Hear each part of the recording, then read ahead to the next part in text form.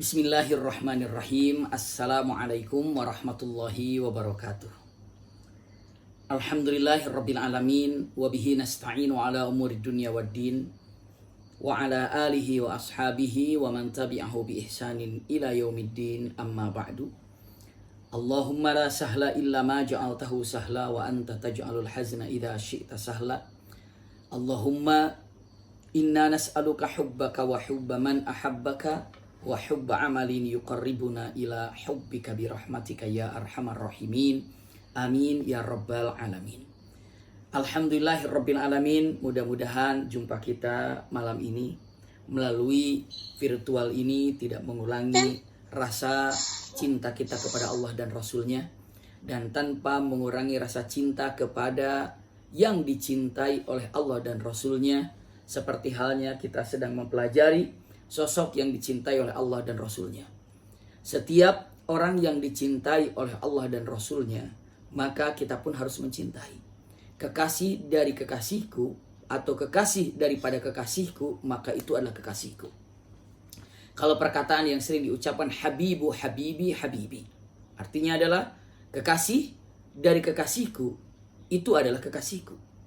Kekasih dari Allah Subhanahu wa ta'ala, dan Allah itu adalah kekasih kita.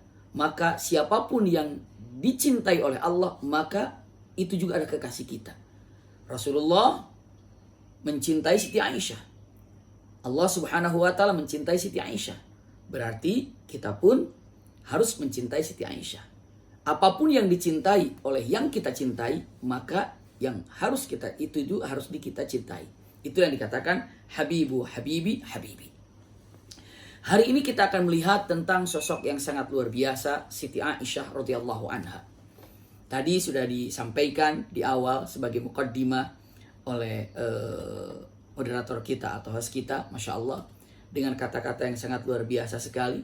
Memang Siti Aisyah ini kalau dilihat itu tidak semata-mata hanya dijadikan sebagai istri Nabi, tapi ada yang dipersiapkan oleh Allah Subhanahu wa ta'ala yang akan mendampingi perjuangan Rasul Shallallahu Alaihi Wasallam setelah Rasulullah didampingi oleh Siti Khadijah. Setiap istri Nabi yang ada, maka di situ ada peran-peran tugas-tugas yang Allah berikan. Apalagi tentang pernikahannya dengan Siti Khadijah, lalu Siti Khadijah wafat, menikah dengan Saudah bintu Zum'ah, lalu setelah itu tidak lama menikah juga dengan Siti Aisyah. Singkat, antara Siti Aisyah dengan Siti Khadijah ada Saudah binti Zum'ah, atau ada yang mengatakan Saudah binti Zam'ah. Iya. Saudah binti Zum'ah ini adalah seorang wanita yang memang seorang janda, dan beliau ini sudah ahli berpengalaman di dalam mendidik anak-anak ataupun istilahnya mentarbiyah terhadap anak-anak.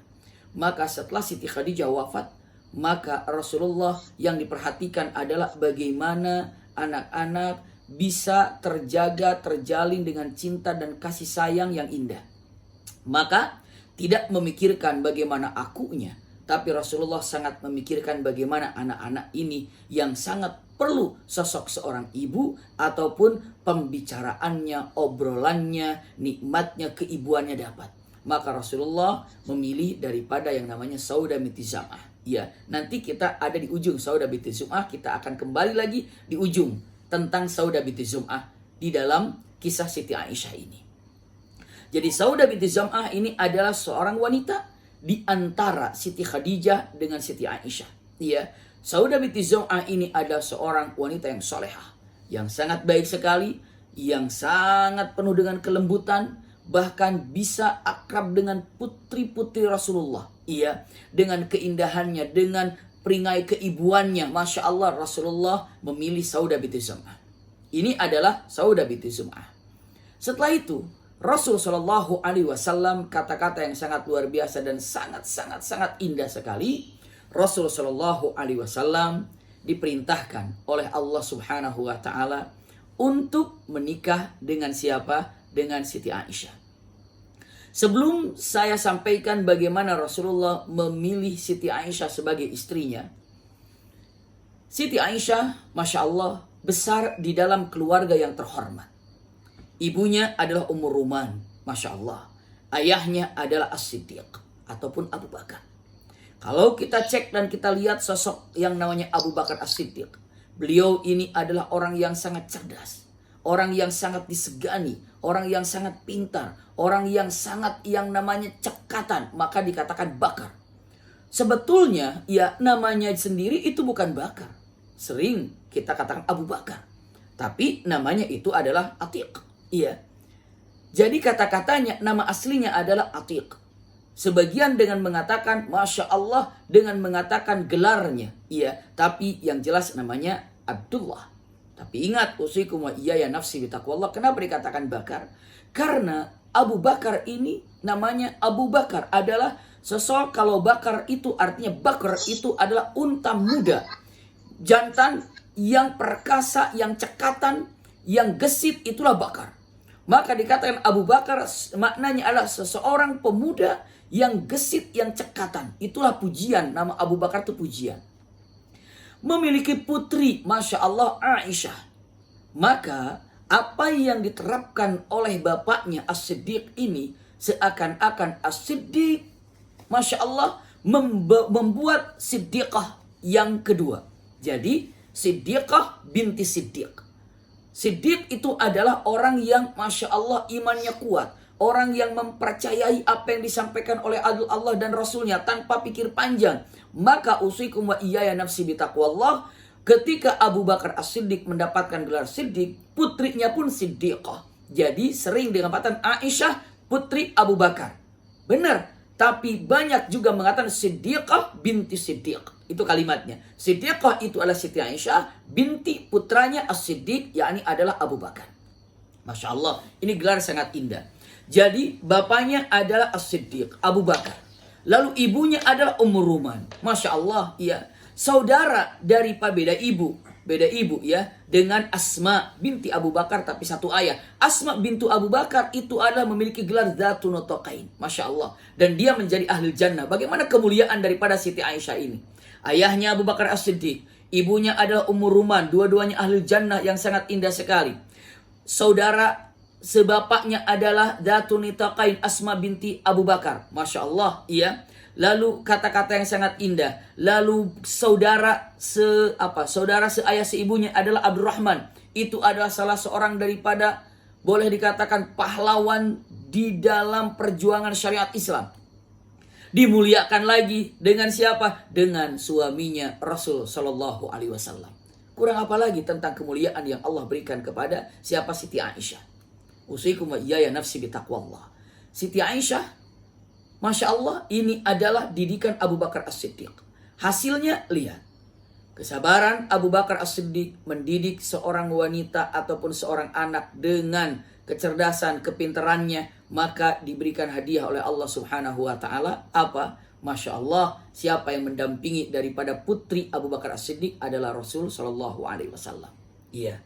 Saya lanjut untuk menyatakan keindahan selanjutnya tentang kebersamaan Rasulullah dengan Siti Aisyah dan perjuangan Siti Aisyah bersama dengan Rasulullah. Satu waktu, Jibril datang di dalam mimpi Rasul Sallallahu Alaihi Wasallam.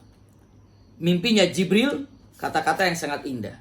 Ja Jibril alaihissalam, ya, bisurati Aisyah, bahwa Jibril datang dengan bawa sosok yang namanya wanita, yang mana wanita itu adalah Siti Aisyah.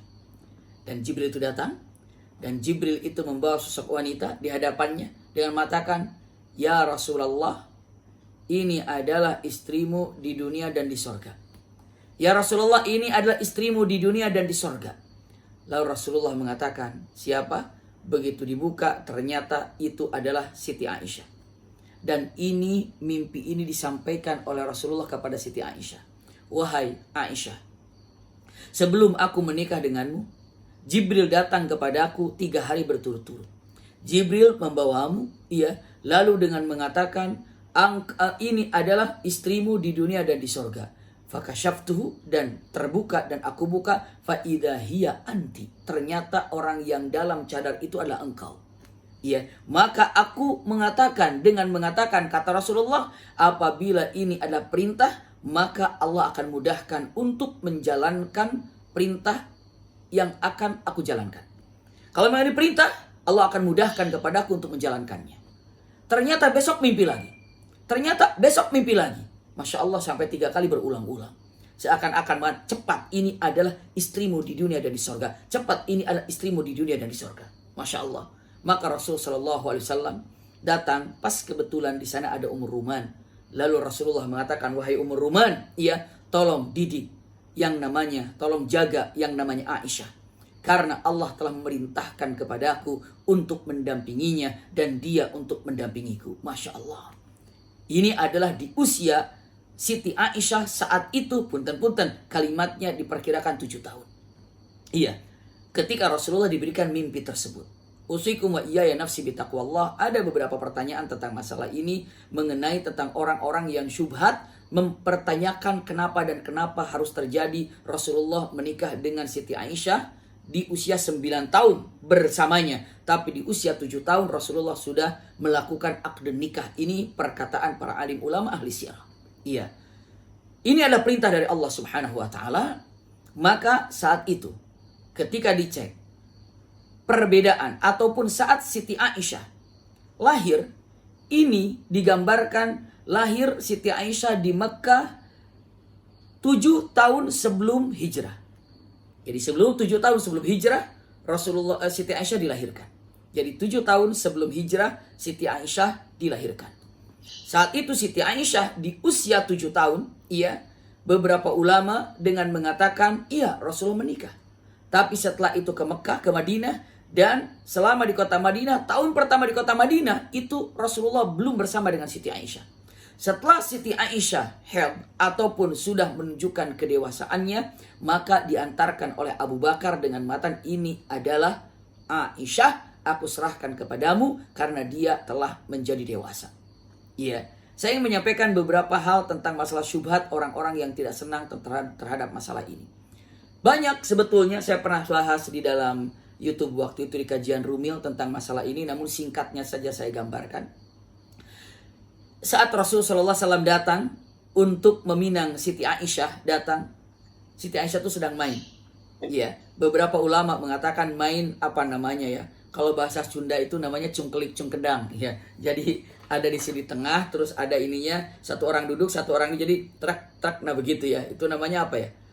Lah kayak gitulah mainannya ya. Jadi duduk satu orang, jadi kadang ke sini, itu namanya, ya. Nah kayak gitu. Siti Aisyah sedang main di situ dan Rasulullah melihatnya. Lalu saat Rasulullah menyatakan kepada Ummur Ruman, maka Siti Aisyah dipanggilnya oleh oleh Ummur Ruman dan dibasuhi wajahnya, dibersihkan wajahnya dan dibawa ke hadapan Rasul sallallahu alaihi wasallam. Iya.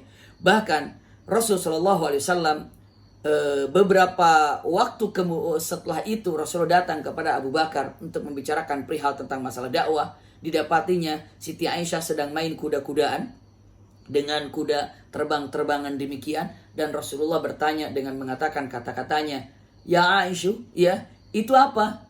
Lalu Aisyah mengatakan, "Ini kudanya Sulaiman ya Rasulullah." Iya. Lalu Rasulullah bertanya mengatakan, "Kenapa kudanya kok terbang?" Iya. Lalu Siti Aisyah menjawab, "Karena kuda Sulaiman itu punya sayap." Lalu Siti Aisyah bertanya mengatakan, "Apakah engkau tidak tahu kalau kuda Sulaiman itu punya sayap?" Iya. Rasulullah tersenyum. Ini ketika Siti Aisyah masih berada di pangkuan ibu bapaknya, belum diserahkan kepada Rasulullah. Dan punten, diserahkannya Siti Aisyah kepada Rasulullah ketika Rasulullah sudah di kota Madinah Al-Munawwarah. Jadi di Mekah tidak bersama-sama. Tidak bersama-sama. Iya, karena memang belum diserahkan. Saya ingin sampaikan, orang yang mengatakan kata-katanya, "Saya melihat apapun yang terjadi," ini orang. Ada yang mengatakan demikian, bukan saya, dengan mengatakan orang bisa menerima terhadap apapun yang disampaikan Rasul. Tapi Rasulullah menikah dengan anak usia 9 tahun. Ini adalah aib, na'udzubillah. Mereka mengatakan demikian. Bagaimana mungkin sosok Rasul Shallallahu Alaihi Wasallam yang usianya ya sudah lebih daripada kepala 4 untuk menikah dengan Siti Aisyah yang saat itu usianya 9 tahun bersatunya? Usikum wa iyaya nafsi bitaqwallah. Punten, yang pertama saya sampaikan dengan singkat, bahwa yang namanya punten zaman pada waktu itu, khususnya di kota Mekah, suasana yang sangat panas sekali, kedewasaan dan tumbuhnya itu lebih cepat terutama daripada wanita. Iya, ini yang pertama. Lalu yang kedua, usikum wa iyaya nafsi bitaqwallah. Di zaman itu, di saat itu, ya, lazimnya pernikahan pada waktu itu tidak seperti zaman sekarang. Usia yang namanya puluhan tahun, punten, usia kurang daripada 10 tahun sudah menikah. Iya, usia 11 tahun sudah menikah, 10 tahun menikah. Bahkan punten, Sofia binti Huyai bin Akhtab saat menikah dengan seorang laki-laki pada waktu itu, iya, yang pada waktu itu nantinya Sofia binti Huyai bin Akhtab menikah dengan Rasul sallallahu alaihi wasallam. Ini adalah salah satu kabilah yang ada di kota Mekah dari bangsa Yahudi, bukan dari kota Madinah, bangsa Yahudi. Dan pada waktu itu berangkat ke Khaybar dan terjadi perang di Khaybar, dan akhirnya suaminya Sofia ini mati dalam keadaan kekafiran. Lalu Sofia ini menikah dengan Rasul sallallahu alaihi wasallam. Nah, nikah dengan suami pertamanya Sofia itu usianya, beberapa ulama mengatakan usianya sekitar 10 atau 11 tahun. Hafsah menikah, subhanallah, sebelum dengan Rasul sallallahu alaihi wasallam pun menikahnya di usia kira-kira 13 tahun. Jadi pada pernikahan saat itu biasa dan tidak dijadikan sesuatu hal yang aib ketika menikah demikian. Ini yang harus diketahui oleh kita semuanya. Nggak usah jauh-jauh. Dulu aja di zaman di negeri kita, di Indonesia ya. Coba lihat nenek kita, ataupun orang tua kita dulu, ataupun eyang kita dulu. Bagaimana saat menikah. Bagaimana menikahnya di usia muda. Tidak perlu jauh-jauh memberikan contoh. Nenek saya dari pihak ibu itu menikah saat itu usia 13 mau ke 14 tahun. 13 menuju 14 tahun. Saat itu pernikahannya. Iya. Subhanallah. Waktu itu masih dalam keadaan belum merdeka. Ya. Di usia 13 tahun itu sudah dinikahkan sama orang tuanya. Sama uyut.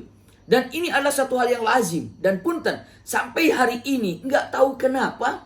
Siapalah yang jadinya dengan mengatakan begitu anak yang masih SMA ataupun sudah ada khitbah ataupun sudah ada akan terjadi pernikahan seakan-akan aneh. Loh, kenapa ya? Kenapa ya? Sebenarnya yang bikin aneh itu bukan itunya, tapi apa? Punten, usikum wa iyaya nafsi bitaqwallah, karena ketidaktahuan apa yang terjadi. 3, punten, harus dipegang oleh kita semuanya bahwa di zaman itu banyak orang-orang membenci kepada Rasul sallallahu alaihi wasallam. Punten, simak baik-baik. Banyak orang yang sangat membenci kepada Rasul sallallahu alaihi wasallam. Iya. Bahkan saat Rasulullah menjadi nabi dan rasul, banyak orang mengumpulkan data untuk menyerang Rasulullah agar dihina, dicacinya, dijauhinya dengan berbagai macam, dicari aibnya. Apa kira-kira alasan agar orang benci sama Rasulullah? Ulangi lagi, ya. Para orang-orang benci kepada Rasulullah, mungkin zaman sekarang mah hiter gitu ya. Jadi kepada Rasulullah yang sangat membenci, mereka akan cari kekurangan-kekurangan Rasulullah apa? Aib Rasulullah apa? Kira-kira apa? Makanya dia bilang Muhammad itu sihir, tukang sihir, biar orang-orang tidak suka sama Rasulullah. Bukan hanya itu lagi, dengan mengatakan Muhammad itu majnun, gila. Kenapa? Biar orang-orang tidak suka sama Rasulullah. Apapun yang di situ ada celah untuk menjatuhkan Rasulullah, maka orang-orang itu akan menyerangnya dari celah itu. Dibilang gila, dibilang hilang akal, dibilang penyihir, itu kan Rasulullah kan? Berbagai macam. Coba sekarang, apakah ada orang-orang zaman itu yang menghina Rasulullah dengan mengucapkan suka dengan anak kecil? Ada nggak penghinaan sama Rasulullah begitu? Muhammad itu suka terhadap anak yang belum balik. Ada nggak orang pada zaman itu yang menghina Rasulullah dengan ucapan itu? Ada nggak kira-kira? Tidak ada. Tidak ada. Kenapa? Karena Abu Jahal saja, Abu Lahab saja punya istrinya, ada yang di usia 12 tahun, 11 tahun, 10 tahun. Itu hal yang lumrah. Lihat kedewasaannya bagaimana wanita itu. Dan Siti Aisyah, Masya Allah, kedewasaannya luar biasa. Cekatannya luar biasa. Maka ulangi lagi, ini adalah punten berbagai banyak cukup alasan, tapi tidak semua saya bisa sampaikan. Namun ini yang paling luar biasa disampaikan para ulama. Ya, dari dulu di zaman saat Rasulullah berdakwah tidak ada satu orang pun orang kafir kecuali menemukan celah di mana celah itu untuk menjatuhkan Rasulullah, maka celah itu akan dibidiknya, maka celah itu akan dibesarkannya, maka celah itu akan digorengnya, maka celah itu akan dijadikan isu dahsyatnya. Itulah yang ada. Tapi sejak itu apakah mereka dijadikan satu celah saat Rasulullah menikah dengan Siti Aisyah di usia 9 tahun? Tidak ada kan? Kenapa? Karena memang lazim saat itu. Tapi sekarang ini orang-orang dijadikan celah kalau itu untuk membenci Rasulullah dan untuk menjadikan bingungnya Rasulullah SAW. Masa Rasulullah menikah? Masa na'udzubillah. Beda zaman, beda keadaan, beda situasi. Itulah yang ada. Maka punten ini sekedar sekedar berbagi tentang kenapa Rasulullah menikah dengan usia Siti Aisyah saat itu. Itu salah satu alasannya. Iya. Dan punten. Dan juga ini perintah dari Allah Subhanahu wa Ta'ala. Saya lanjutkan untuk mempercepat waktu. Iya. Maka Rasul Shallallahu Alaihi Wasallam, masya Allah, indahnya dengan Siti Aisyah. Maka Siti Aisyah besar ataupun di masa kecil sampai sinul bulugh, sampai ke usia balik bersama As-Siddiq, bersama Ummur Ruman. Masya Allah, itulah yang indah. Lalu setelah menikah dengan Rasulullah dan setelah dewasa, langsung di usia 9 tahun ini belajarnya langsung bersama dengan Rasulullah. Tiap hari bersama dengan Rasulullah. Tiap hari, Masya Allah, punten-punten, pelajaran dari Rasulullah. Bahkan tidak ada seorang istri Nabi yang mana saat bersama satu selimut dengan Rasulullah dan Rasulullah mendapatkan wahyu. Subhanallah. Kenapa? Memang Siti Aisyah itu belajar. Dan luar biasa, punten, seakan-akan ini adalah satu hal yang sangat penting untuk kita ketahui. Ya Aisyah, seakan-akan ditugas. Tugasmu adalah belajar khusus kepada Rasul Shallallahu Alaihi Wasallam dari A sampai Z-nya. Maka tidak ada yang paling tahu terhadap Quran di mana turun dan penyebabnya turun kecuali Siti Aisyah. Kenapa? Ya, bersama Rasulullah. Dan bukan hanya itu, dalam satu lihap, dalam satu selimut saja bisa turun. Apa bisa turun? Bisa turun yang namanya apa? Ayat-ayat Allah. Masya Allah. Bisa dibayangkan bagaimana. Dan Siti Aisyah banyak mendapatkan ilmu yang sangat luar biasa. Sampai ponakan-ponangannya Siti Aisyah datang. Kalau mengatakan, ya amah, wahai bibi. Iya. Karena setelah Rasulullah wafat, Abu Bakar, Umar, Utsman, Ali radhiyallahu anhum jami'an banyak sekali bertanya kepada Siti Aisyah tentang tafsir, tentang fikih, tentang hukum-hukum, dan Siti Aisyah jawab. Kenapa? Karena ilmunya luar biasa. Simpan baik-baik, usikum wa iyaya nafsi bitaqwallah. Apa yang terjadi? Iya. Nah, saat itu ponakannya datang, "Bibi, kalaulah bibi tahu tentang tafsir, nggak heran karena memang gurunya langsung Rasulullah. Tahu tentang hukum-hukum, nggak heran karena memang langsung dari Rasulullah. Iya. Tahu tentang masalah hukum itu, ini keadaannya, nggak heran. Kenapa? Karena langsung tiap hari bersama Rasulullah, dididik langsung oleh Rasulullah. Tapi dari mana engkau tahu tentang masalah pengobatan sampai pengobatan tahu? Pengobatan tahu. Tidak ada orang yang paling ahli tentang masalah pengobatan kecuali Siti Aisyah di kota Madinah. Sampai orang marojiknya, referensinya kepada Siti Aisyah. Wahai Aisyah, ini kalau sakit obatnya apa? Ini bagaimana caranya? Obat-obatan tahu. Sampai ponakannya pada tanya, dari mana bibi kau tahu tentang masalah pengobatan? Jawabannya apa? Sampai begini. Disampaikan mengatakan, aku tahu tentang obat-obatan. Kalian tahu wahai ponakanku dari mana aku tahu? Saat Rasulullah sakit. Para atiba datang. Atiba itu para tabib datang untuk mengobati Rasulullah. Dan aku memperhatikan dan aku mempelajari dan aku melihat meraciknya. Maka racikan setiap daripada punten para tabib. Maka aku mengetahuinya dan aku mempraktekannya dan aku memahaminya. Masya Allah. Dan Rasulullah sakit tidak pada waktu mau wafat saja. Iya. Sebelumnya juga pernah sakit. Subhanallah. Dan punten. Dan datangkan tabib untuk mengobati. Dan Siti Aisyah, Masya Allah, orang yang paling pandai tentang pengobatan di kota Madinah saat itu. Kenapa? Karena belajar langsung dari para tabib yang ada. Allahu Akbar. Itulah kecerdasan Siti Aisyah. Bukan hanya tentang fikih, bukan hanya tafsir, bukan hanya hadis, tapi apa? Paham terhadap apa yang ada. Masya Allah. Inilah tentang sosok Siti Aisyah mendampingi Rasul Shallallahu Alaihi Wasallam. Dilanjutkan, iya. Siti Aisyah, Masya Allah, kata-kata yang sangat luar biasa, banyak sekali tentang kisah Siti Aisyah ini. Namun kita kutip beberapa hal yang sangat-sangat penting tentang peristiwa yang terjadi kepada Siti Aisyah. Dan ini adalah ujian buat Siti Aisyah, juga buat Rasul Shallallahu Alaihi Wasallam. Iya, kalau lihat Siti Aisyah ini adalah selalu dibanggakan oleh Rasul Shallallahu Alaihi Wasallam. Sampai punten kata-katanya, ketika Rasul Shallallahu Alaihi Wasallam bertanya kepada Amr bin As, atau Amr bin As ditanya, Amr bin As bertanya sama Rasulullah. Sa'ala Amr bin As radhiyallahu anhu, kepada Rasul sallallahu alaihi wasallam bertanya Amr bin As ini. Kata beliau, "Ayyun nas ahabbu ilaika ya Rasulullah?" Ayyun nas ahabbu ilaika ya Rasulullah? Ya Rasulullah, siapa orang yang paling kau cintai? Maka Rasulullah menjawab, Aisyah. Qala faminar rijal. Terus dari laki-lakinya siapa? Jawabannya Abuha, bapaknya. Bapaknya maksudnya siapa? Abu Bakar. Punten. Ada rahasia yang sangat unik ketika disebutkan dengan mengatakan, kalau mau nih, terus dari laki-laki siapa? Abu Bakar. Itu aja kan. Tapi Rasulullah mengatakan Abuha, bapaknya.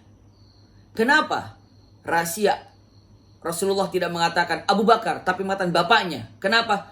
Karena Rasulullah tetap ingin membawa nama Aisyah kepada Abu Bakar. Jadi tidak mengatakan siapa yang paling kau cintai? Aisyah. Terus siapa? Abu Bakar. Tidak begitu. Siapa yang paling kau cintai? Aisyah. Terus bapaknya. Bapaknya siapa? Bapaknya Aisyah. Siapa? Abu Bakar. Bapaknya. Tetap aja Aisyah juga dibawa bapaknya. Pakai ketiga bapaknya. Yakni adalah bapaknya Aisyah. Siapa? Abu Bakar. Itu kata-kata yang sangat luar biasa. Ketika ditanya oleh siapa? Oleh Amr bin As. Iya. Dilanjutkan lagi. Usikum wa iyaya nafsi bitaqwallah. Kata-kata yang sangat indah ini. Maka saat Rasulullah SAW berangkat ke kota Mekah, ke kota Madinah, tidak lama Abu Bakar As-Siddiq ataupun Siti Aisyah berangkat pun menuju kota Madinah Al-Munawwarah dan sampailah ke kota Madinah Al-Munawwarah. Tinggallah Siti Aisyah bersama Rasulullah di kota Madinah Al-Munawwarah. Punten. Iya. Apa yang terjadi kepada Siti Aisyah? Siti Aisyah membanggakan beberapa hal. Ini punten. Ingin diketahui ada beberapa poin yang dimiliki oleh Siti Aisyah yang mana tidak dimiliki oleh siapapun dari istri-istri Nabi. Iya. Di antaranya, dia mengatakan, ini laqad nazala Jibril bi surati fi rahatihi hatta amara Rasul sallallahu alaihi wasallam ayyatazawwajuni. Kalimatnya, tidak ada seorang istri Nabi yang dibawa oleh Jibril dan diperintahkan oleh Jibril, pasti perintah dari Allah, tapi melalui Jibril untuk dinikahkan kepada Rasulullah. Tidak ada.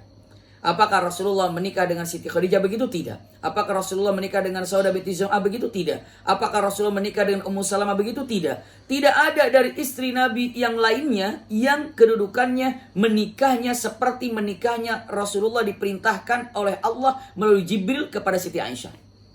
Itu kata Siti Aisyah. Iya. Yang keduanya, laqad tazawwajani bikran. Dan yang namanya Rasulullah menikah kepada istri-istri yang ada itu tidak berada dalam bikar. Bikar itu adalah punten bahasanya gadis. Iya. Namun Siti Aisyah ini adalah masih gadis ketika menikah dengan Rasul sallallahu alaihi wasallam, dan aku satu-satunya wanita yang dinikahi oleh Rasulullah dalam keadaan gadis. Itu kata Siti Aisyah. Lalu mengatakan kata-katanya, kata Siti Aisyah, laqad qubida wa ra'suhu fi hijri. Dan Rasulullah saat wafat, punten, kepalanya ada di bagian, ada di pahu, ada di pangkuanku. Jadi saat Rasulullah wafat, kepala Rasulullah berada di pangkuan Siti Aisyah. Dan tidak terjadi kepada siapapun. Ini kemuliaan Siti Aisyah yang ada. Dan ini langsung Siti Aisyah menyampaikan, ya. Dikatakan lagi dengan mengatakan kata-kata yang sangat luar biasa, apa? Dan wafatnya Rasulullah itu adalah dengan mengatakan fi sahri wa nahri, artinya adalah di pangkuanku dan di bagian malamku. Di bagian malamku atau di bagian giliranku. Karena Rasulullah ini bergiliran, minggu pertama mungkin di mana, minggu kedua di mana, minggu ketiga terus bergiliran, dan wafatnya Rasulullah pas di giliran waktuku dan di pangkuanku. Masya Allah. Itu kata siapa? Siti Aisyah dengan menyebutkan kebanggaan bahwa aku mendapatkan hal yang mana tidak dimiliki oleh yang lainnya. Tidak dimiliki oleh yang lainnya. Selanjutnya apa lagi? Walaqad qabartu fi baiti. Iya. Dan Rasulullah telah dikuburkan di rumahku. Masya Allah. Rasulullah dikuburkan di rumahku. Kata siapa? Kata Siti Aisyah. Ini kemuliaan-kemuliaannya. Saya tidak menghitung nomor-nomornya. Silakan saja sahabat-sahabat ahli jannah semuanya untuk menulisnya atau untuk memperhatikannya kembali. Ya. Lalu selanjutnya dengan mengatakan apalagi kemuliaan yang dimiliki oleh Siti Aisyah dan tidak dimiliki yang lainnya. Walaqad haffatil malaikah ya baiti wa in kana al-wahyu yanza alaihi wa inni lama'ahu fi lihaf. Ini tadi saya sampaikan, namun dengan mengatakan walaqad haffatil malaikatu bi baiti. Dan punten, otomatis yang paling sering wahyu turun itu adalah kepada yang mana saat itu keadaan Rasulullah sedang di rumah dan Siti Aisyah berada di sana. Maka paling banyak rumah yang dikunjungi oleh malaikat Jibril itu adalah rumahku. Masya Allah. Yang paling banyak rumah yang dikunjungi oleh malaikat Jibril adalah rumahku. Karena apa? Karena untuk memberikan wahyu dari Jibril kepada Rasul SAW. Lalu mengatakan, dan aku adalah putrinya Siddiqah. Dan aku adalah putrinya Siddiqah. Maksudnya apa? Ataupun dan aku adalah putrinya Siddiq. Aku adalah putrinya Siddiq. Maksudnya aku putrinya Abu Bakar. Masya Allah. Iya. Selanjutnya dengan mengatakan walaqad nazala puntan adri minas sama. Artinya Allah telah membersihkan namaku langsung dari langit. Dan ini tidak dimiliki oleh siapapun. Ini adalah yang dibanggakan oleh Siti Aisyah. Oleh Siti Aisyah dibanggakan beberapa poin. Mari kita cek dan mari kita lihat satu peristiwa yang semuanya harus tahu tentang peristiwa bagaimana saat Siti Aisyah terfitnah. Namun sebelum lihat bagaimana Siti Aisyah difitnah, saya ingin sampaikan kalau Siti Aisyah ini subhanallah saat berjihad ikut berjihad. Bahkan ketika di dalam perang Uhud, ya, Siti Aisyah menyiapkan air ataupun menyiapkan panah-panah. Bahkan ketika perang Khandaq, Siti Aisyah sampai maju ke garis terdepan. Iya, untuk memberikan apa? Busur-busur ke para prajurit. Masuk ke depan. Dan langsung disaksikan oleh Umar ibn Khattab. Dan Umar ibn Khattab menyatakan kenyataannya seperti itu. Usikum wa iyaya nafsi bitaqwallah. Kita lihat tentang yang namanya Siti Aisyah, subhanallah, di dalam hadisul ifk. Ya, ini adalah peristiwa yang paling, peristiwa yang paling harus kita ketahui. Begini. Peristiwa hadisul ifk ini adalah ifku itu artinya punten, dusta, kebohongan yang disitunya karena kebencian dan fitnah yang ada. Bagaimana kejadian ini saya akan sampaikan dari awal, mudah-mudahan sahabat-sahabat ahli jannah bisa menyimaknya dan bisa mendengarkannya dengan baik. Saat itu Rasulullah SAW akan perang satu peperangan. Ya, berangkat ke satu peperangan yang mana peperangan saat Rasulullah berperang biasanya selalu memilih salah satu istrinya untuk mendampinginya. Siapa? Siapa yang mendampingi Rasulullah saat berjuang? Qur'ah itu gantian. Fulanah, kadang fulanah bergiliran. Nah, saat perang terjadi ini adalah perang ke Quraisy, iya. Gambarannya adalah Siti Aisyah. Siti Aisyah mendampingi Rasul Shallallahu Alaihi Wasallam. Ya. Siti Aisyah mendampingi Rasul Shallallahu Alaihi Wasallam di dalam peperangan ini. Dalam peperangan ini ternyata usikum wa iyaya nafsi bitaqwallah.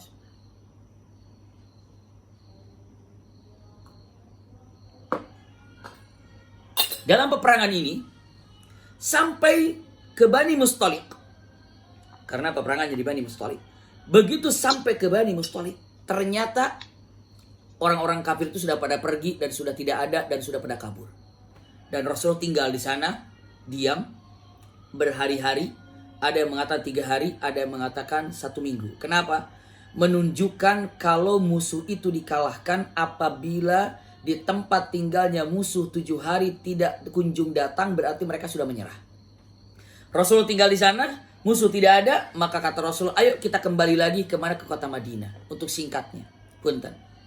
Dalam perjalanan ke kota Madinah, yang sungguh perjalanan ini adalah perjalanan yang membuat Siti Aisyah nantinya sedih. Kenapa? Dalam perjalanan istirahat, pasti ada istirahatnya.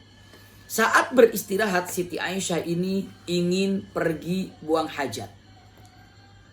Dulu, yang namanya naik unta itu pakai haudaj. Haudaj itu boleh dikatakan tenda, ya, kecil, yang mana diangkat haudaj ini disimpan di punggung unta. Diikat, lalu di atas unta itu ada tenda kecil, ada saung kecil yang mana digunakan untuk orang berada di dalamnya dan berjalanlah di haudaj tersebut. Kalau sedang istirahat, unta itu duduk, lalu haudaj itu diangkat dan diturunkan. Seperti itu. Siti Aisyah saat itu pergi untuk buang hajat. Dan sunnah kalau ingin buang hajat saat dalam keadaan apalagi di padang pasir, harus 2 yang diperhatikan. 1, tidak boleh terlihat oleh orang, berarti berjalan jauh. Yang kedua, juga punten, tidak boleh tercium oleh orang saat mengeluarkan hajatnya. Maka apa yang terjadi? Siti Aisyah jalan cukup jauh, terus jalan cukup jauh. Setelah itu Siti Aisyah, punten, selesaikanlah hajatnya. Siti Aisyah kembali pulang. Dan begitu Siti Aisyah sampai ke haudaj lagi, Siti Aisyah ternyata memegang qiladah. Qiladah itu kalungnya tidak ada di lehernya. Dan beliau panik. Aduh, kemana ini? Kemana? Panik. Yang bikin paniknya bukan apa-apa, karena kalung ini dapat minjem daripada Ummu Salamah. Minjem kepada Ummu Salamah. Iya. Jadi biasa istri-istri Nabi itu ketika ada yang bertugas untuk mendampingi Rasulullah, pinjam kepada Ummu Salamah. Maka karena tanggung jawab ini punya Ummu Salamah, mungkin kalau hanya untuk dirinya, ya sudah dibiarkan saja. Jauh harus mencari, tapi demi amanah. Karena ini barang yang dipinjam, barang yang dikasih pinjam oleh Ummu Salamah, maka tanggung jawab Siti Aisyah harus menemukan kalung itu. Mungkin kalau punya sendiri dengan mengatakan, ya udah jauh nggak apa-apalah, jauh kok perjalanannya, mungkin cuek aja. Jangan sampai dengan mengatakan Siti Aisyah kalung aja sampai dicari, demikian punten. Iya, bukan hanya sekedar itu, tapi apa? Ini adalah punya Ummu Salamah. Maka saat itu Siti Aisyah kembali keluar dari haudaj, dari saung itu dan berjalan.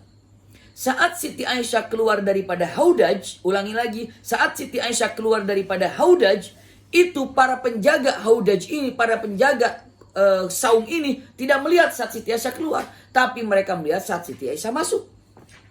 Saat Siti Aisyah keluar mencari yang namanya kalung, lalu ada perintah berjalan, bergerak. Maka semua para sahabat bergerak dan yang bertanggung jawab haudaj ini langsung diangkatnya, dinaikkan ke unta. Apakah nggak terasa? Nggak terasa, kata Siti Aisyah, saat itu aku dalam keadaan masih mungil, kurus, kecil. Jadi apa? Nggak terasa. Jadi nggak terasa ada apa nggak adanya. Kenapa? Karena saat itu, punten, saat Rasulullah wafat saja Siti Aisyah usianya 18 tahun. Saat Rasulullah wafat, usia Siti Aisyah 18 tahun. Berarti saat itu Siti Aisyah juga di bawah 18 tahun. Mungkin saat itu Siti Aisyah usianya 15 tahunan. Ataupun 16 tahun. Iya. Maka saat itu tidak terasa ada Siti Aisyah di dalamnya dan berjalan saja. Siti Aisyah begitu selesai mencari yang namanya kalung, gak ketemu. Waduh, ya sudahlah, saya sudah berusaha untuk mencarinya, saya gak menemukan. Lalu kembali lagi. Begitu kembali lagi kaget luar biasa. Kenapa? Karena kafilah sudah berjalan dan sudah bergerak. Dan Siti Aisyah mengatakan, astagfirullah, ma'adallah, astagfirullah, ditinggalkan atau tertinggal. Pastinya tertinggal, bukan ditinggalkan. Lalu Siti Aisyah tidak berangkat mengejar. Kenapa? Terlalu jauh. Lalu apa yang dilakukan oleh Siti Aisyah? Siti Aisyah langsung duduk di tempat itu, lalu menutupi dirinya dengan selimut yang ada. Maka Siti Aisyah diamlah di tengah padang pasir sendiri. Subhanallah. Emang rumusnya demikian. Kalau seseorang yang hilang karena lepas daripada grup, dan jangan cari grup, diam aja di situ, di tempat Anda waktu itu hilang. Kenapa? Karena nanti orang yang sadar Anda hilang, mereka akan cari ke tempat di mana waktu jejaknya. Seperti itu. Tapi kalau Anda ikut cari, insya Allah nggak ketemu. Ini nyari nggak ketemu. Ini rumusnya kalau misalnya lagi di Masjidil Haram, insya Allah semuanya yang hadir melalui Zoom ini bisa berangkat haji atau bisa melaksanakan umroh bareng. Amin ya rabbal alamin. Misalnya nih, ketika di Mekah, ternyata di Masjidil Haram, ternyata lepas daripada rombongan. Jangan coba nggak tahu harus kemana, ke hotel, nggak tahu kemana-mana. Punten, nggak usah pergi kemana-mana, muter-muter. Duduk di tempat itu, biarkan mereka mencari. Kalau ini mencari, yang ini mencari, insya Allah putar-putaran gak ketemu-ketemu, dua-duanya capek. Maka duduk saja. Itulah rumus yang sangat cerdas yang dilakukan oleh Siti Aisyah. Siti Aisyah duduk saja. Kenapa? Karena Siti Aisyah mengatakan mereka kalau tahu aku tidak ada di sana, pasti mereka akan cari aku. Kata Siti Aisyah. Maka Siti Aisyah duduk, lalu tertidurlah, ditutupilah karena debu atau apa, ditutupilah dengan selimutnya. Nah punten, ada satu hal yang luar biasa. Rasulullah SAW, selalu menyimpan tim sapu jagat. Tim sapu jagat yang dimiliki oleh Rasulullah SAW diserahkan kepada Sofwan bin Mu'attil. Sebagian riwayat mengatakan Sofwan bin Mu'attal. Sofwan bin Mu'attil ini adalah seorang laki-laki yang mana dia ini adalah tim sapu jagat. Jadi kalau sudah berangkat, misalnya ini sudah persiapan, Sofwan bin Mu'attil di sini. Baru dia jalan, Sofwan bin Mu'attil baru dia jalan ikut dari belakang. Itulah kejadiannya. Maka Sofwan bin Mu'attil ini sedang berjalan tim sapu jagat, takut ada barang yang tertinggal atau apa, dan ternyata punten, apakah kiladah atau kalungnya Siti Aisyah ketemu di mana? Di bawah haudaj. Siti Aisyah begitu ngelihat ada haudaj sudah tidak ada, unta sudah tidak ada, ternyata kalungnya ada di situ, jatuhnya ya di tempat di mana tenda itu disimpan. Kata Siti Aisyah, alhamdulillah jumpa, tapi sudah ketinggalan dan tertidur. Datanglah Sofwan bin Mu'attil. Nih, punten, mulailah di sini. Sofwan bin Mu'attil ngelihat begitu masuk ke situ di tempat di mana pada waktu itu orang-orang mukminin istirahat. Kata Sofwan bin Mu'attil dengan mengatakan, waduh, ini siapa, ada orang yang tertidur di sini? Siapa ini yang tertidur? Maka Sofwan bin Mu'attil dengan mengatakan kata-katanya, ucapannya, dengan ucapan kalimatnya, siapa Anda yang tertidur? Siapa? Karena ada pertanyaan itu, Siti Aisyah kaget. Dan punten, Siti Aisyah melihat begini, dan ternyata Siti Aisyah setelah dilihat wajah itu adalah Siti Aisyah, maka Siti Aisyah langsung membalikan badannya. Membalikan badannya. Lalu begitu melihat Siti Aisyah, kenapa? Karena Sofwan bin Mu'attil pernah melihat wajah Siti Aisyah saat belum adanya waktu dihijab. Maksudnya belum menggunakan ataupun tidak menutup wajah. Jadi wajahnya pernah melihat. Maka begitu terlihat wajahnya, langsung Sofwan bin Mu'attil mengatakan kalimatnya, subhanallah, kaget. Kata Sofwan bin Mu'attil mengatakan, subhanallah ummul mukminin, subhanallah ummul mukminin, subhanallah ini ummul mukminin. Ada apa? Kenapa sampai begini? Subhanallah. Punten, Siti Aisyah menjawab tidak. Siti Aisyah tidak menjawab, tetap memberikan punggungnya. Kenapa? Karena usikum wa iyaya nafsi bitaqwallah. Ketika punten, Siti Aisyah sama sekali ketika diucapkan, siapa kamu? Siti Aisyah tidak keluar. Aku Aisyah, tidak. Siti Aisyah begitu, siapa kamu? Kaget ngelihat ternyata Sofwan, lalu membelakanginya. Saat membelakanginya, langsung Sofwan bin Mu'attil bertanya, mengatakan ucapannya, kenapa? Wahai ummul mukminin, Anda bisa terjadi seperti ada apa? Kenapa? Dijawab tidak. Kok Sofwan bin Mu'attil bertanya saking paniknya, kenapa dan seperti apa? Tapi setelah Siti Aisyah tidak menjawabnya, langsung paham Sofwan bin Mu'attil karena ini adalah wanita terhormat. Maka langsung yang dilakukan oleh Sofwan bin Mu'attil kata-kata yang sangat luar biasa. Lalu Sofwan bin Mu'attil menundukkan untanya untuk diam untanya, untuk istilahnya dengan mengatakan merunduk untanya, suruh duduk untanya. Setelah untanya duduk, Sofwan bin Mu'attil melangkah beberapa puluh langkah ke belakang. Setelah itu beliau mengarahkan punggungnya ke unta tersebut dan bertiak, ya ummul mukminin, silakan, unta telah aku dudukan, naiklah ke unta dan aku tidak melihat engkau. Masya Allah, begitulah adabnya. Ummul mukminin, silakan naik, unta telah aku dudukan, silakan, aku juga tidak menghadap ke arah unta, silakan. Subhanallah, naiklah yang namanya Siti Aisyah. Setelah Siti Aisyah naik, hanya kasih kode, kali ini sudah selesai. Sudah tuntas. Maka dilihatlah, Masya Allah, naiklah untanya dan berjalanlah. Subhanallah. Ya, talinya juga cukup panjang, ya, dan Sofwan bin Mu'attil berjalan dengan membawa unta tersebut. Subhanallah. Dan akhirnya sampai ke kota Madinah. Sampai ke kota Madinah pada waktu itu pas sedang sore hari. Begitu berlalu qadarullah ini. Berlalu sore hari, unta itu dibawa oleh siapa? Oleh Sofwan bin Mu'attil. Di atasnya ada Siti Aisyah. Berjalan demikian, Sofwan bin Mu'attil melihat kepada Siti Aisyah. Kata Sofwan, di situ Sofwan bin Mu'attil jalan, membawa Siti Aisyah, berlalu kepada seorang laki-laki yang namanya Rasul Munafik. Orang munafik, ketua baunya munafik, gengnya munafik. Subhanallah. Siapa? Abdullah bin Ubay bin Salul. Abdullah bin Ubay bin Salul melihat sedang berjalan. Dia bilang mengatakan, apa? Aisyah sendiri bersama Sofwan bin Mu'attil? Lalu dia mengatakan kata-kata yang kotor sekali. Ucapannya, wallahi ma naja minha wa ma najat minhu. Na'udzubillah. Kata-katanya, Aisyah berdua dengan Sofwan, demi Allah Aisyah tidak bisa selamat daripada rayuannya Sofwan, ataupun Sofwan tidak akan pernah bisa selamat daripada rayuannya Aisyah. Siapa Aisyah? Siapa Sofwan? Dengan mengatakan, demi Allah Sofwan tidak akan selamat daripada rayuannya Aisyah, ataupun Aisyah tidak akan pernah bisa selamat daripada rayuannya Sofwan bin Mu'attil. Maka dengan kata-kata ini, orang munafik ini menyebarkan fitnah. Na'udzubillah. Sampai fitnah itu disebarkan di kota Madinah Al-Munawwarah. Bahwa dengan mengatakan na'udzubillah summa na'udzubillah. Sampai hari ini orang-orang Syiah itu meyakini dengan perkataan Sofwan bin Mu'attil. Na'udzubillah. Dengan mengatakan Siti Aisyah berzina dengan siapa? Dengan yang namanya Sofwan bin Mu'attil. Astagfirullah. Punten untuk mempercepat waktu. Iya. Waktu kita hanya tinggal 30 menit lagi. Saya akan percepat untuk mengetahui bagaimana akhirnya daripada Aisyah radhiyallahu anha. Saya lanjutkan dulu. Maka apakah Siti Aisyah tahu tentang berita ini? Belum. Qadarullah. Begitu sampai ke rumah, Siti Aisyah itu sampai ke rumah, qadarullah sakit, humma, panas. Beliau panas, beliau tidak bisa kemana-mana, dan beliau ini flu berat, dan beliau ini hanya tinggal di kamar karena dalam keadaan sakit. Jadi beliau ini tidak tahu kabar yang ada di kota Madinah Al-Munawwarah, tidak paham dan tidak mengerti, dan tidak tahu apa yang terjadi. Itulah yang ada.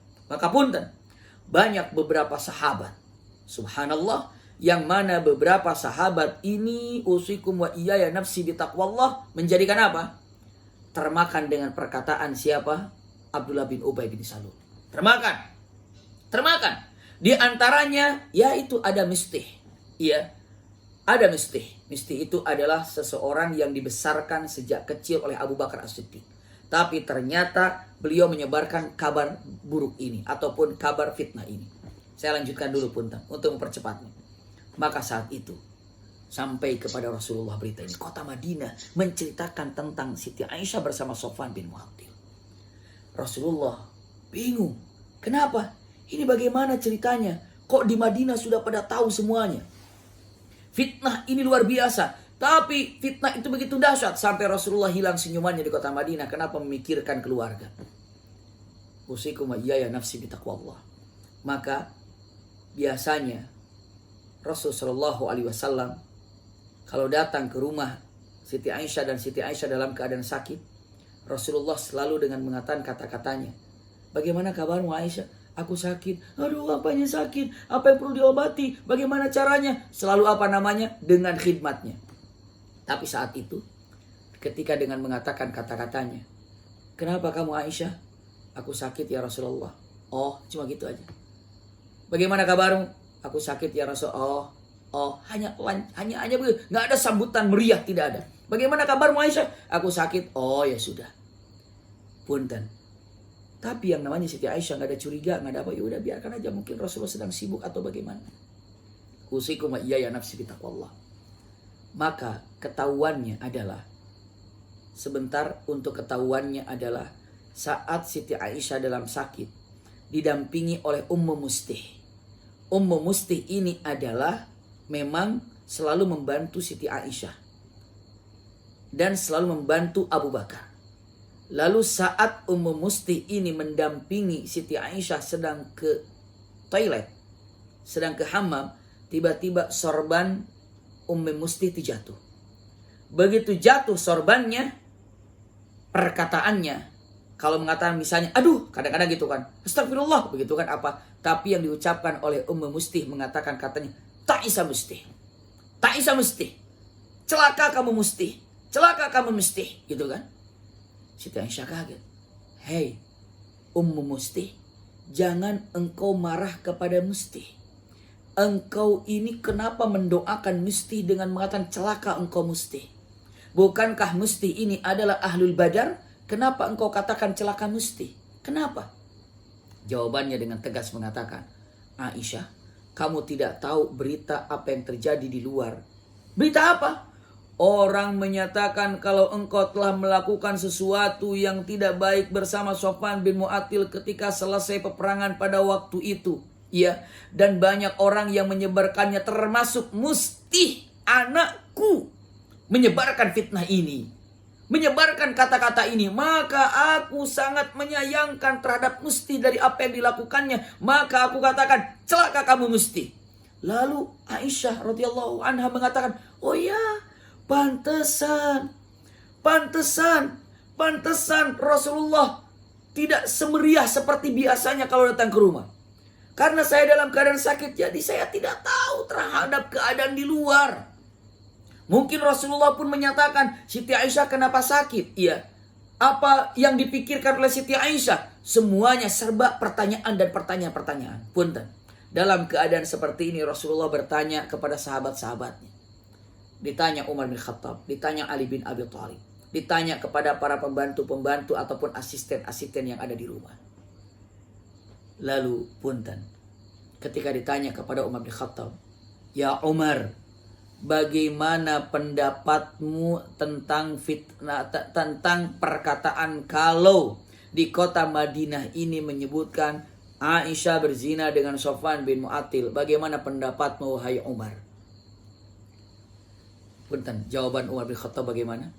Umar bin Khattab mengatakan, ya Rasulullah, siapa yang telah memerintahkanmu menikah dengan Aisyah? Allah. Kalaulah Allah yang telah memerintahkan engkau menikah dengan Siti Aisyah, maka berita itu bohong. Karena mustahil Allah menikahkan dengan seorang wanita yang tidak baik. Itu kata Umar bin Khattab. Masya Allah. Kuat imannya Umar bin Khattab. Ini beberapa kejadian. Rasulullah manggil Ali bin Abi Thalib. Ya Ali. Iya. Pendapatmu tentang Aisyah di begini, apa yang harus aku lakukan? Kata Ali bin Abi Thalib. Tanya sama orang-orang yang ada di rumah, asisten yang ada di rumah. Apa hal yang berbeda yang terjadi? Kenapa? Karena mungkin ada satu perbedaan atau ada aibnya gak kira-kira apa yang terjadi? Jawabannya dengan ucapan kata-katanya, baik. Iya, saya akan tanya kepada asisten yang ada di rumah. Kumpulkan asisten yang selalu membantu pada Siti Aisyah. Ditanya, wahai semuanya, kalian sudah mendengar kabar-kabar yang terjadi ini dalam waktu Siti Aisyah dalam keadaan sakit. Jadi tidak tahu Rasulullah bertanya kepada Umar bin Khattab, bertanya kepada Ali bin Abi Thalib. Tidak tahu. Kenapa? Karena memang dalam keadaan Siti Aisyah asli sakit. Panggil semuanya, para asistennya dengan mengatakan, wahai orang-orang yang membantu Siti Aisyah, apakah ada sesuatu hal yang aneh dari Siti Aisyah? Semua menjawab, tidak ada. Apakah ada kesalahan Siti Aisyah yang pernah kau lihat? Jawabannya tidak ada. Satu orang bicara, ada. Siti Aisyah pernah seumur saya membantu Siti Aisyah, ada satu kesalahan Siti Aisyah. Apa? Waktu saya lagi bikin adonan, iya. Lalu adonan itu sudah jadi, tapi saya belum menyelesaikan cucian. Lalu Siti Aisyah berjalan, lalu saya katakan Aisyah, tolong jaga adonan ini karena saya belum menyelesaikan cucian. Maka Siti Aisyah menjaga adonan itu dan saya pergi. Iya. Tapi setelah saya datang ternyata adonan itu punten sudah banyak dimakan ayam. Kenapa? Karena Siti Aisyah ketiduran di samping adonan itu. Dan itu adalah kesalahan yang saya tahu. Lalu Rasulullah bertanya, berapa lama Anda meninggalkan adonannya? Beliau mengatakan, dari pagi sampai siang. Itu mah kelamaan. Ya.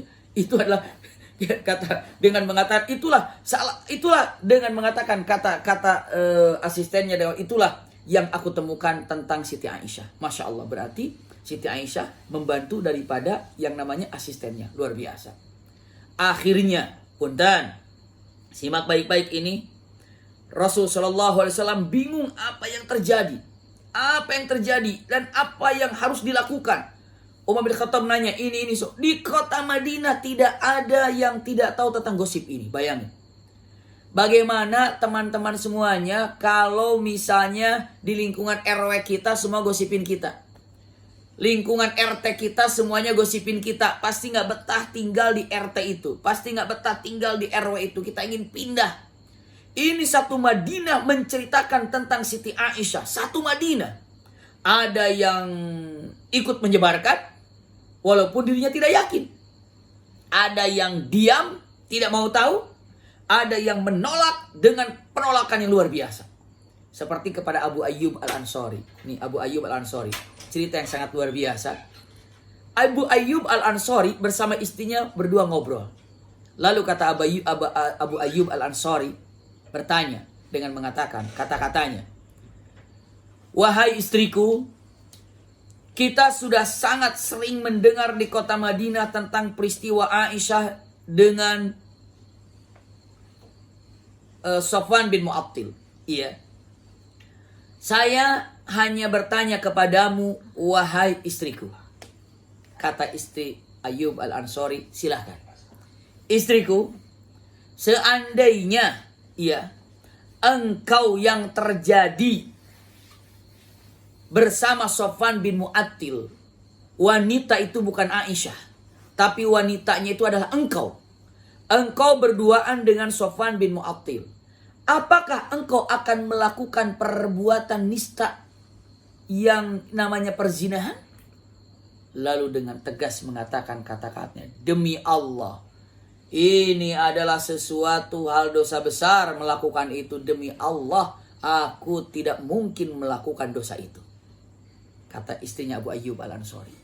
Lalu kata Ayyub Al-Ansari dengan mengatakan, jika engkau mengatakan tidak akan melakukan perbuatan itu, apalagi Siti Aisyah tidak akan pernah melakukan dosa itu. Karena Aisyah lebih solehah daripada kamu. Itu kata Abu Ayyub Al-Ansari. Lalu kata istrinya Ayyub Al-Ansari istrinya Ayyub Al-Ansari bertanya dengan mengatakan, nah, kalau seandainya yang bersama dengan Siti Aisyah itu bukan Safwan bin Mu'attil, tapi adalah kamu, wahai suamiku, apakah kamu akan melakukan perbuatan yang keji itu? Kata Abu Ayyub Al-Ansari mengatakan, demi Allah, mustahil aku akan melakukan hal itu. Karena itu perbuatan yang diharamkan. Dan ini perbuatan dosa besar. Lalu apa yang dikatakan oleh istrinya Abu Ayyub Al-Ansari, jika engkau saja mustahil melakukan perbuatan itu, apalagi Safwan bin Mu'attil. Kenapa? Karena Safwan bin Mu'attil lebih soleh daripada kamu. Subhanallah. Jadi kata-katanya dua-duanya mengatakan mustahil yang namanya ini terjadi. Ini adalah dua orang yang dipuji oleh Allah Subhanahu wa ta'ala. Karena apa? Dengan tahu mustahil dua orang yang soleh melakukan hal ini. Punten. Akhir daripada kisah tentang hadisul ifk ini. Siti Aisyah dalam keadaan nangis di rumah. Kenapa? Ternyata fitnah ini telah terjadi beberapa bulan. Dan Siti Aisyah tidak tahu. Dan Siti Aisyah di rumah. Orang yang ngegoreng berita ini akan semakin dahsyat. Tuh kan Aisyah gak keluar-keluar. Tuh kan dia gak keluar-keluar. Dia kan gak keluar-keluar. Dia malu soalnya. Dia kan gak keluar-keluar. Makin dihajar dengan cerita-cerita dusta ini. Na'udzubillah. Usikum wa iyaya nafsi bitaqwallah. Setelah itu apa yang terjadi? Siti Aisyah dalam keadaan menangis sampai Siti Aisyah mengatakan, wallahi ma aqtahilu bin naum. Demi Allah, aku sudah tidak ada rasa ngantuk lagi. Bahkan jaffatud dumu'i, air mataku kering karena sudah habis dengan tangisan setiap malam, setiap hari. Lalu tidak ada ngantuk, tidak ada mau makan. Pokoknya semua dalam keadaan kesulitan. Kenapa? Menghadapi fitnah satu Madinah kepada dirinya. Yang digoreng oleh siapa? Orang-orang munafik. Iya, tidak semua sahabat. Iya, namun ada beberapa sahabat yang ikut menyebarkannya. Walau bagaimanapun, iya. Usikum wa iyaya nafsi bitaqwallah. Maka saat itu apa yang terjadi? Begitu datang Rasulullah SAW, wajah Rasulullah lurus. Wajah Rasulullah maksudnya tidak seperti biasanya penuh dengan kemesraan. Begitu datang, hanya bertanya, bagaimana kabarmu sekarang Aisyah? Kaifatikum? Bagaimana kabarmu Aisyah sekarang? Aisyah menjawab mengatakan, masih sakit ya Rasulullah. Oh, datar aja. Karena merasa teguran Rasulullah berbeda. Bayangin aja. Coba bunda, teman-teman semuanya, begitu ditegur oleh suami dalam keadaan biasa dan tidak biasa, itu terasa di dalam hati. Pun sama, suami pun ketika ditegur oleh istri, ya, ataupun sapaannya biasa dengan tidak biasa, langsung tanpa terus terang pun sudah terasa di dalam hati. Itulah keluarga. Maka karena tidak nyaman di situ, walaupun ada Rasulullah, subhanallah, akhirnya Siti Aisyah izin. Ya Rasulullah, izin saya ingin dirawat di rumah Bapak, di rumah Abu Bakar. Ya Rasulullah. Biasanya Rasulullah mengatakan, oh begitu, kenapa nggak di sini saja, kan ada aku. Janganlah di sini aja, aku ingin mendampingimu. Selalu dengan kata-kata mesra dan indah. Tapi hari itu saat Siti Aisyah mengatakan, ya Rasulullah, izin saya ingin dirawatnya, ingin di rumah Bapak, di rumah Abu Bakar. Apa jawaban Rasulullah? Silahkan. Subhanallah. Silahkan. Bagaimana perasaan seorang wanita yang biasanya dimanjakan, yang biasanya Masya Allah, dipeluknya, dicintainya dengan berbagai macam perilaku yang indah. Tapi saat itu, ya Rasulullah, saya ingin ke rumah Bapak saja. Silahkan. Subhanallah. Sampai ke rumahnya Abu Bakar. Tiba-tiba dipeluk oleh Abu Bakar. Karena Abu Bakar pun diuji oleh Allah Subhanahu wa ta'ala. Kenapa? Satu Madinah menceritakan tentang masalah ini. Dan Abu Bakar pun dalam keadaan tangisan yang selalu tidak berhenti. Ummu Ruman pun menangis. Maka dipeluklah Siti Aisyah. Dipeluklah oleh Ummu Ruman ibunya. Lalu mengatakan, sabar wahai Aisyah, sabar wahai Aisyah. Subhanallah. Ini kata-kata yang luar biasa. Maka Rasulullah pun tinggal di rumah. Sudah bertanya kepada Umar bin Khattab, bertanya kepada Ali bin Abi Thalib, bertanya kepada Utsman bin Affan, bertanya kepada para sahabat, juga tidak menemukan daripada jalan keluarnya. Satu-satunya jalan untuk mengakhiri ini semuanya, Rasulullah langsung harus bertanya kepada siapa? Siti Aisyah. Harus diselesaikan masalah ini. Ini hadisul ifk yang harus tahu kita semuanya. Datanglah Rasulullah kepada siapa? Kepada Siti Aisyah yang mana saat itu ada di rumahnya Abu Bakar. Assalamualaikum ya Abu Bakar. Waalaikumsalam ya Rasulullah. Bisa dibayangkan suasana saat itu seperti apa? Fitnah yang sedang menyebar dalam keadaan panas-panasnya. Bagaimana hubungannya antara Rasulullah dengan Abu Bakar saat itu berkaitan dengan putrinya Abu Bakar, dengan penyebaran kata-kata seperti itu. Lalu kata Rasulullah, Assalamualaikum wahai Abu Bakar. Waalaikumsalam ya Rasulullah. Selamat datang. Aisyah ada ya Abu Bakar? Ada. Aisyah, ini ada Rasulullah. Datanglah Siti Aisyah dalam keadaan tidak bisa untuk diungkapkan kesedihannya dan hatinya yang menggejolak. Aisyah berada di hadapan Rasulullah. Langsung berhadapan dengan Rasulullah. Di belakang Siti Aisyah ada Abu Bakar bersama ibunya Ummu Ruman. Lalu kata Rasulullah, wahai Aisyah, sudah berbulan-bulan berita ini mungkin engkau pun mendengarnya. Dan tidak ada yang bisa menyelesaikan semuanya, selalu dalam pertanyaan-pertanyaan. Maka aku ingin bertanya kepadamu. Lihat, tapi pertanyaan ini yang membuat kagetnya Siti Aisyah. Apa pertanyaan yang disampaikan oleh Siti Aisyah oleh Rasulullah SAW ini? Kata-katanya sangat mengagetkan Siti Aisyah. Apa kata-katanya? Ya Aisyah, ini a'tarafti dhanban fastaghfirillah fa innallaha ghafurur rahim. Wa in kunti bari'ah. Ya, dengan mengatakan fatlubullahu ayyubari'uki. Atau kamakal, kata-katanya. Wahai Aisyah, jika engkau tidak melakukan dosa ini, maka mintalah kepada Allah agar Allah memberikan bukti kalau engkau tidak melakukan kesalahan. Tapi jika engkau telah melakukan kesalahan ini, maka minta ampun pada Allah karena Allah Maha Pengampun. Dahsyat perkataan itu kepada dada Siti Aisyah. Masuk kaget Siti Aisyah dengan perkataan ini. Ya Aisyah, menyebar berita ini, jika engkau tidak melakukan hal ini, maka buktikan kalau engkau tidak melakukannya dan minta kepada Allah agar Allah membuktikan dan membersihkan kalau engkau tidak melakukannya. Namun, lembut bahasanya, namun jika engkau melakukan hal ini, minta ampun pada Allah Karena Allah Maha Pengampun. Coba. Berarti kalau ada kata jika engkau, Rasulullah dengan mengatakan, tidak mengatakan, aku yakin kamu tidak melakukan ini Aisyah. Tidak begitu Rasulullah. Berarti Rasulullah pun Masya Allah terlalu banyak cerita yang ada di keliling manusia biasa. Iya. Yang sangat mencintai istrinya, sangat menyayangi istrinya. Wajar dalam keadaan seperti ini Rasulullah SAW pun berada dalam kebingungan yang luar biasa. Ujian buat Rasulullah, ujian buat Siti Aisyah, dan ujian buat Abu Bakar dan Ummu Ruman, dan ujian bagi mukminin mukminat. Itulah bahayanya orang munafik. Orang munafik itu adalah bisa kapan saja berada di sekeliling kita.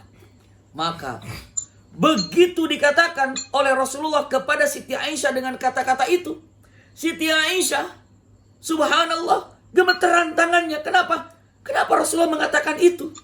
Harapannya mengatakan, tenang Aisyah, aku tidak percaya dengan ucapan-ucapan yang mereka katakan. Itu mungkin.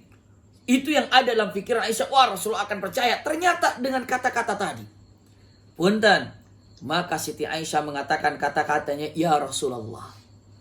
Iya, ya Rasulullah. Iya, kata-katanya.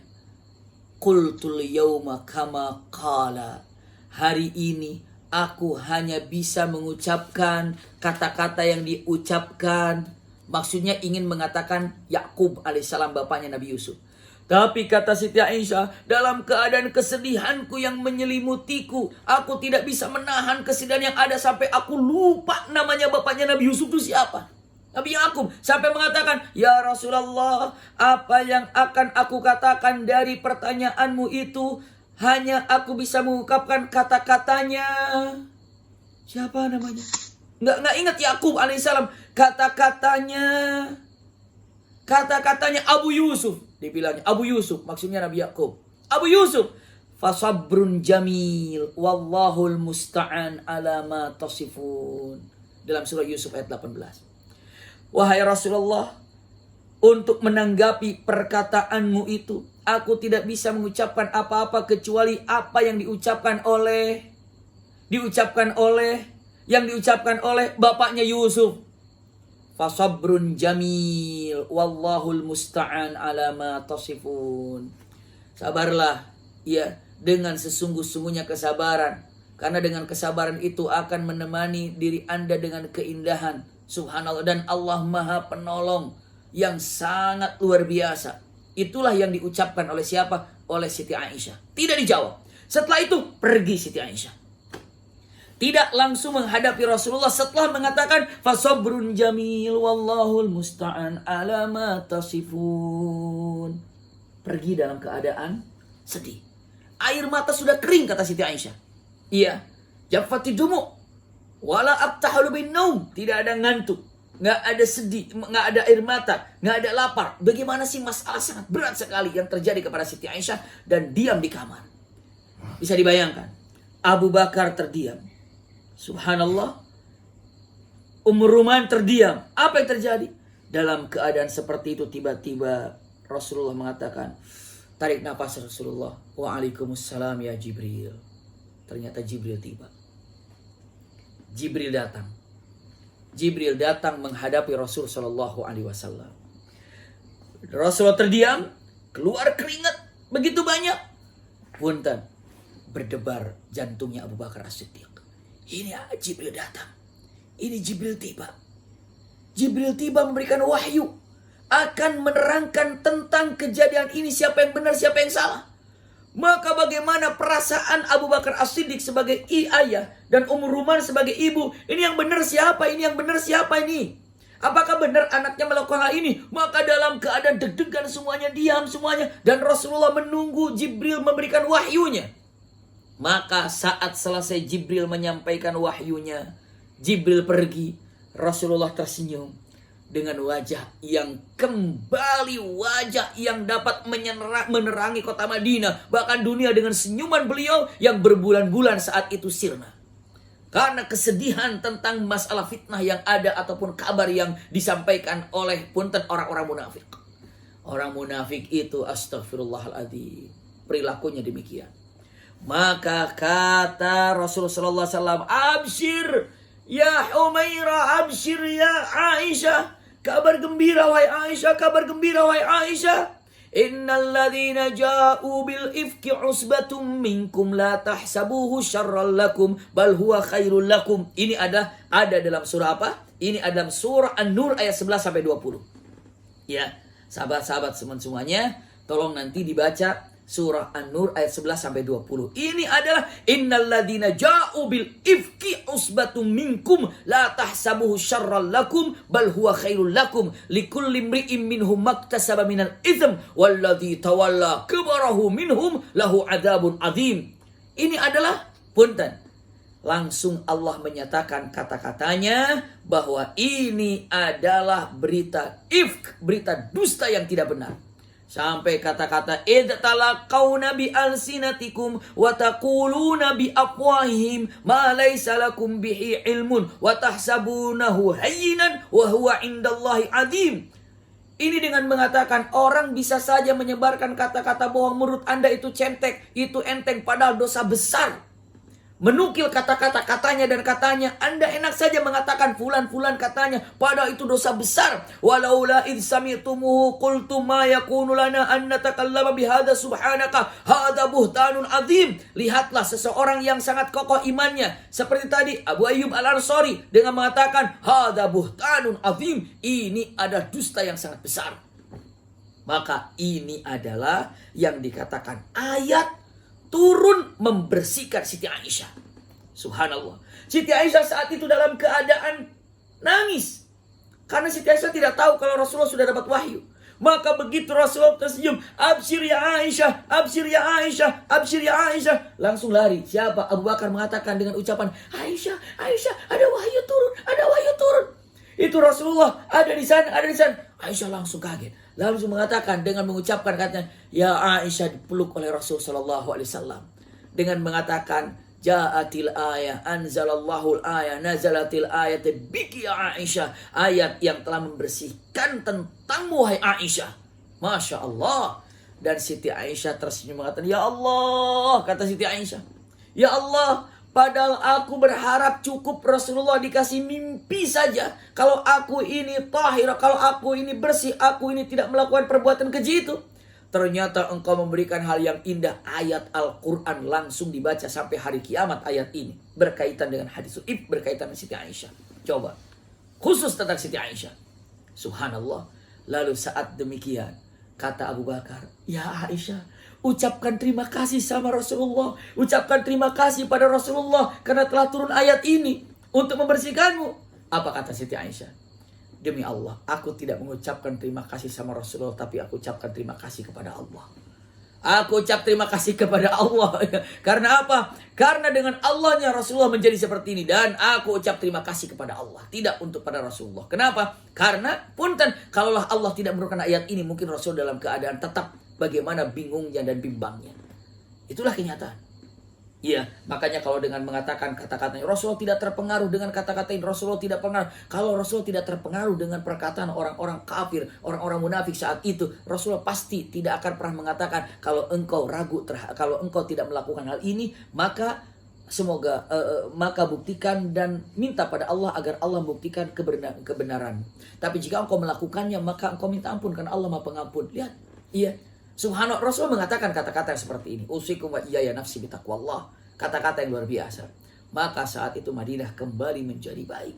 Madinah kembali menjadi luar biasa. Namun hal ini yang terjadi kepada siapa? Iya, kepada yang namanya usikum wa nafsi bitaqwallah. Ini ada terjadi kepada Siti Aisyah. Nah, Rasulullah langsung mengumpulkan yang menyebarkan kabar ini. Seperti Mistih, ya, seperti Hasan bin Sabit, itu langsung didera ataupun dicambuk. Karena apa? Karena menyebarkan fitnah ataupun kabar yang tidak benar. Fitnah seperti itu, hati-hati. Iya. Ya, pada waktu itu. Maka saat itu Mistih ini adalah orang dari kecil diasuh oleh Abu Bakar As-Siddiq. Ternyata menyebarkan fitnah ini, maka kata Abu Bakar, demi Allah, aku akan putuskan nafkahku untuknya. Kata Abu Bakar. Firman Allah Subhanahu wa taala, wala ya'tali ulul fadli minkum was-sa'atu ayyutu lil qurba wal masakin wal muhajirin fi sabilillah wal ya'fu wal yasfahu ala tuhibbuna ayyalfirallahu lakum. Ini adalah surah An-Nur ayat 22. Iya, dengan mengatakan kata-katanya, ucapannya, iya. Untuk singkat ini adalah ayat langsung menyampaikan kepada komennya Abu Bakar. Abu Bakar, aku akan hentikan nafkahku kepada miskin. Kenapa aku besarkan dari kecil, ternyata sekarang melakukan hal ini? Aku stop nafkahku. Ternyata Rasulullah mengatakan ayat ini dengan kata-katanya, waliyafu waliyasfahu ala tuhibbuna yaghfirallahu lakum. Anda maafkan dan Anda lapangkan rezekimu lagi kepadanya, maka disitulah ampunan Allah akan jatuh kepada orang, akan diberikan kepada orang yang mampu memaafkan kesalahan orang lain. Sebesar apa kita mampu memaafkan orang lain, sebesar itu juga Allah punten memaafkan dosa kita. Inilah terjadi itu. Ya. Maka saat itu Rasul sallallahu alaihi wasallam mendapat pelajaran sangat luar biasa. Ini hadisul ifk. Iya. Beberapa hal yang ingin saya sampaikan, punten usikum wa iyaya nafsi bitaqwallah, keindahan-keindahan bersama Siti Aisyah. Orang jangan pernah mengatakan Aisyah itu pencemburu punten. Iya, pencemburu, tapi ini jangan dilihat daripada pencemburunya, tapi lihat di situ saking cintanya. Saking cintanya ada, maka cemburunya ada. Tapi jangan pernah dibesarkan cemburunya yang menjadikan cemburu butanya. Tidak. Ketika diarahkan oleh Rasulullah, langsung Siti Aisyah langsung mengatakan, oh ya astagfirullah, dan langsung Siti Aisyah memperbaiki dirinya.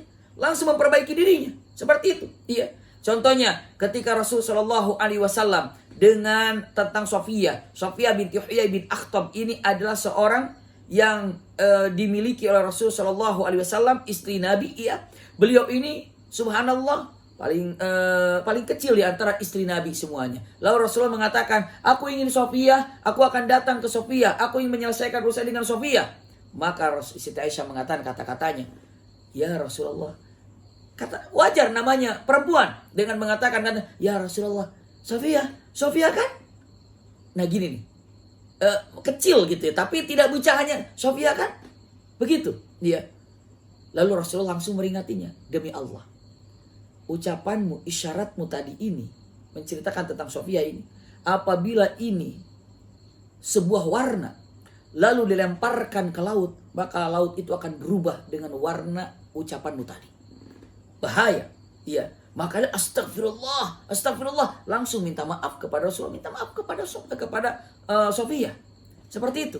Maka usikum wa iyaya nafsi bitaqwallah, dengan mengatakan karena saking cintanya Siti Aisyah pada Rasul sallallahu alaihi wasallam dan selalu menjaganya dan luar biasanya. Usikum wa iyaya nafsi bitaqwallah. Selanjutnya, ini sebetulnya saya masih banyak yang ingin disampaikan ya. Belum menyampaikan kepada setelah hadis ini, kejadian Rasulullah bersama Siti Aisyah dalam keluarganya. Dalam keluarganya bagaimana, dalam situasinya bagaimana, dalam keadaan Siti Aisyah. Kalau seandainya Siti Aisyah saat itu usikum wa iyaya nafsi bitaqwallah, kemesraan antara Rasulullah dengan Siti Aisyah itu banyak sekali. Iya, tapi mungkin tidak bisa sempat untuk disampaikan saat ini. Iya, karena waktu kita sudah jam 8. Namun yang jelas, usikum wa iyaya nafsi bitaqwallah, Rasul sallallahu alaihi wasallam ada dua yang ingin disampaikan, yang karena kita lama di mana di hadisul ifk ya.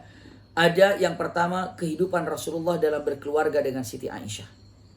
Yang kedua adalah bagaimana saat wafatnya Rasulullah, peranan Siti Aisyah saat wafatnya Rasulullah. Ini pun perlu waktu lagi. Iya. Selanjutnya dengan mengatakan dan bagaimana wafatnya Siti Aisyah. Yang jelas insyaallah mungkin kita cek, nanti kita musyawarahkan, karena yang akan datang kita akan melihat Hafsah. Iya. Apakah mungkin Hafsah dengan lanjut Hafsah bersama lanjutan Siti Aisyah. Iya. Mungkin demikian. Karena penting untuk melihat setelah kejadian hadisul ifk ini, maka Masya Allah Rasulullah itu udah dari awal sangat-sangat mencintai Siti Aisyah. Dengan kejadian hadisul ifk ini, Rasulullah Masya Allah lebih dahsyat lagi cintanya, sayangnya, penjagaannya, memanjakannya luar biasa. Iya, sampai punten yang namanya Rasulullah bagaimana mesranya dengan Siti Aisyah, Siti Aisyah mesranya dengan Rasulullah.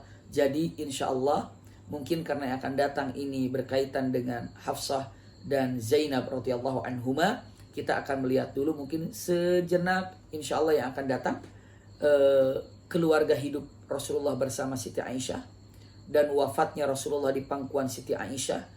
Baru nanti wafatnya Siti Aisyah, tidak lama kalau itu, baru nanti akan langsung kepada Sayyidah Hafsah.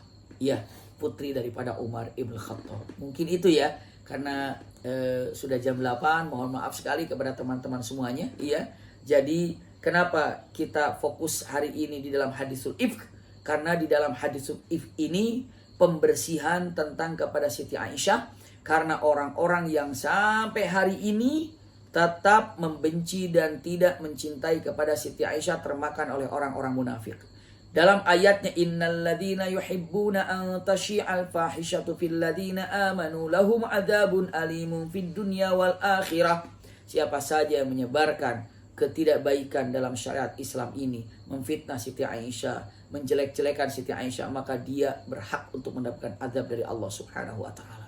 Ini sudah jelas. Iya. Kenapa? Karena Siti Aisyah ini adalah orang yang usikum wa iyaya nafsi bitaqwallah, yang dicintai. Jadi Rasulullah mencintai kepada Siti Aisyah itu benar-benar istilahnya karena memang Siti Aisyah sangat mencintai Rasulullah dan menjaga Rasulullah. Apalagi setelah Rasulullah wafat, yang paling tahu tentang syariat Islam itu adalah punten Siti Aisyah radhiyallahu anha. Iya.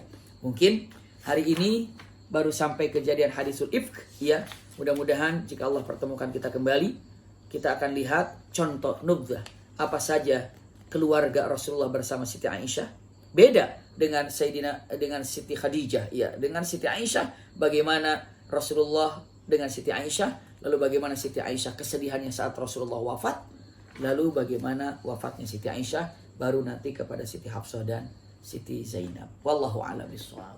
Mungkin ini mohon maaf kepada teman-teman semuanya tidak bisa diselesaikan tentang Siti Aisyah malam hari ini.